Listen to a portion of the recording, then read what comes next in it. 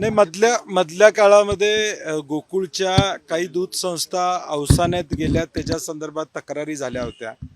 आम्ही आज सुप्रीम कोर्टानं निर्णय दिलाय की 90 दिवसात निवडणुका घ्याव्यात. आता या 1100 आणि 1300, आता त्यांनी 1300चा आकडा सांगितला मला, तर या 1100 संस्था ह्या आत्ता सद्यस्थितीत कायदेशीरदृष्ट्या लिक्विडेशनमध्ये आहेत. त्यामुळे या संस्था मतदानाला येणार नाहीत. त्यामुळं आमची विनंती यांना होती की लवकरात लवकर यांचं हिअरिंग संपवा. समजा सुप्रीम कोर्टाच्या निर्णयाप्रमाणे 90 दिवसात जर इलेक्शन लागली तर या 1100 संस्था मतदानाला आल्या पाहिजेत, ही आमची प्रामुख्यानं भूमिका आहे. म्हणून आम्ही आज त्यांना विनंती केली की हे हिअरिंग लवकर संपवा, निकाल लवकर द्या, जेणेकरून या 1100 संस्थांच्या मताचा अधिकार अबाधित राहील. नाहीतर शासन आत्ताची कायदेशीर परिस्थिती बघितली तर या 90 दिवसाच्या प्रक्रियेमध्ये या संस्था येऊ शकत नाहीत. या 1100 संस्था मतदानाला येऊ शकत नाहीत कायदेशीर बघितलं तर.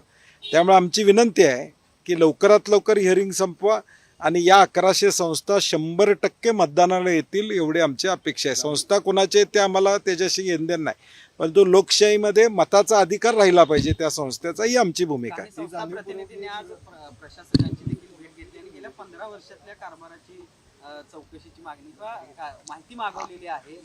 आता काय ते महायुतीत काय काय चाललंय तुम्हाला माहीत आहे.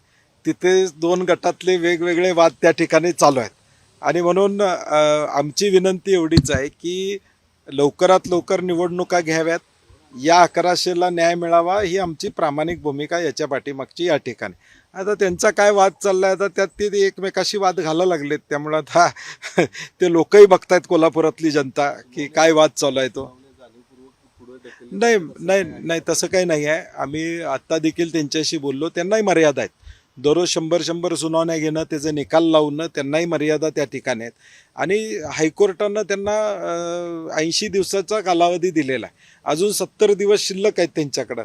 या 70 दिवसात त्यांचा निर्णय लागेल अशी आम्हाला खात्री आहे. 90 दिवसांपेक्षा अधिक टाइम मागण्यासाठी सर्वोच्च न्यायालयात जाणार आहे. नाही नाही, हे 1100 संस्था मतदानास पात्र करायचे असतील, यांचा हक्क अबाधित ठेवायचा असेल तर या 90 दिवसात होईल असं मला काय वाटत नाही. बाकीचे प्रश्न खरं तर नरेंद्र मोदींनी काटकसरीचं आवाहन देशातल्या जनतेला केले. पेट्रोल डिझेल जपून वापरा, सोनं खरेदी करू नका, अशा पद्धती देशवासियांना केले. काय नेमकी परिस्थिती आणि हे फसलेलं परराष्ट्र धोरण आहे. अमेरिकेच्या दबावाखाली, ट्रम्प ॲडमिनिस्ट्रेशनच्या दबावाखाली भारत सरकारनं केलेला करार, याचा हा परिणाम या ठिकाणी आहे. आंतरराष्ट्रीय पातळीवर आज मैत्री कुणाशीच राहिली नाही अशी देशाची आमच्या परिस्थिती झालेली आहे. एका अमेरिकेत बरोबर संवाद साधत असताना या सगळ्या गोष्टी कारणीभूत या ठिकाणी झालेल्या आहेत. आणि आपण बघितलं असेल की टॅक्सच्या संदर्भात ज्यावेळी परराष्ट्र मंत्र्यांना विचारलं गेलं की या टॅक्स संदर्भातला निर्णय झालेला आहे का, ते म्हणले मला माहीत नाही, कॉमर्स मिनिस्ट्रीला विचारा. म्हणजे ह्यातूनच लक्षात येतं की भारतातल्या 2 प्रमुख मंत्र्यांना एकमेकाकडे बोट दाखवलं. हे जे विस्कटलेलं धोरण आहे त्याचा परिणाम आता भारतातल्या सामान्य नागरिकाला या ठिकाणी व्हायला लागलेला. थेट अशा पद्धतीने आवाहन करण्याचे परिणाम देखील होऊ शकतात किंवा पेट्रोल डिझेलचे दरवाढ होणार आहे म्हणून हे अशा प्रकारचं बेस तयार केलं जातं. नाही, आता सिलेंडरचा दर वाढला, वेस्ट बेंगालची निवडणूक झाल्या बंगालच्या निवडणुकीनंतर ताबडतोब वाढला. पेट्रोल डिझेल देखील आज तुटवडा आहे. परंतु ज्यावेळी इम्पोर्ट केलं जात होतं क्रूड ऑइल, ज्यावेळी ती किंमत कमी होती, त्याचा बेनिफिट ग्राहकाला या देशामधल्या 5-7 वर्षामध्ये मिळाला. परंतु आता तुमच्या चुकीच्या धोरणामुळं धोरण चुकलेलं आहे, त्याचा फटका ज्यावेळी सरकारला बसतोय त्यावेळी ते लोकांच्यावर ढकलणं आणि एक पॅनिक निर्माण करणं. म्हणजे ज्यावेळी पंतप्रधान बोलतात त्यावेळी पॅनिक निर्माण होतो. म्हणजे ते काय का कोविडमध्ये थाळी वाजवा म्हणले तसं असलं तर आम्हाला माहीत नाही. पंचगंगा नदी प्रदूषणाचा मुद्दा एक गंभीर असं झालं, कारण शिरोळ तालुक्यात म्हणजे इचलकरंजीपासून अगदी कृष्णा नदीच्या संगमापर्यंत पूर्णपणे जलपर्णी पाहायला मिळते आणि दूषित पाणी, काळं पाणी आता दिसतं. तसं सरकारनं मला वाटतं मागच्या वेळी देखील आम्ही काही DPR तयार केले होते. इचलकरंजीमधनं जे प्रदूषण या ठिकाणी होते त्याच्या संदर्भातला देखील त्यांना जागा मिळावी, तिथं ETP प्लांट तयार करावा, या पद्धतीचा प्रस्ताव पूर्वीच्या काळामध्ये होता.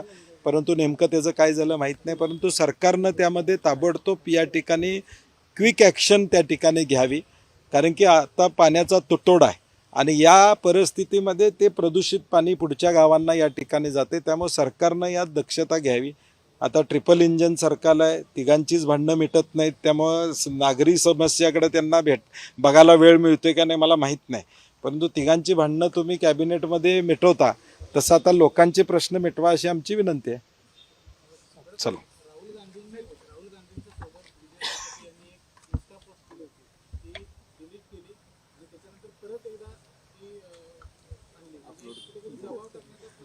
नाही, एकूणच मेटावर त्या ठिकाणी दबाव आहे का अशी अवस्था त्या ठिकाणी आहे. कारण की अल्गोरिदम म्हणजे राहुल गांधींचा एखादा व्हिडिओ हा कोट्यावधी लोकांच्या जवळ ज्यावेळी पोचतो त्यावेळी अचानक तो थांबला जातो, तो दिसत नाही, तो टाईमलाईनवर दिसत नाही.